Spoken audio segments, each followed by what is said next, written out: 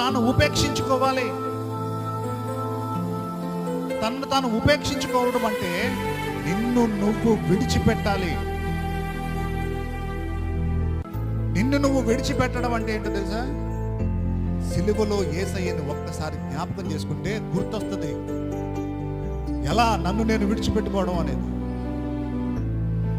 5490 గాయాలు తల నుంచి అరికాలి వరకు జరిగితే 315 సార్లు శరీరం మొత్తం చీల్చివేయబడితే 8 అంగుళాల మేకులు చేతుల్లో కాళ్ళలో దెక్కొట్టబడి రక్తం చిమురుతూ ఉంటే పొడవాటి శూలంతో డొక్కలో పొడిస్తే 53 ముళ్ళున్న ముళ్ళ కిరీటాన్ని తలకు పెట్టి గుచ్చేస్తే అంతటి శ్రమను అనుభవిస్తూ ఒంట్లో రక్తమంతా కారిపోతూ ఉన్నా కానీ తన బాధని, తన నొప్పిని, తన మరణాన్ని వీటన్నింటినీ మరిచిపోయి విడిచిపెట్టి మన కోసం ప్రార్థన చేస్తున్నాడే.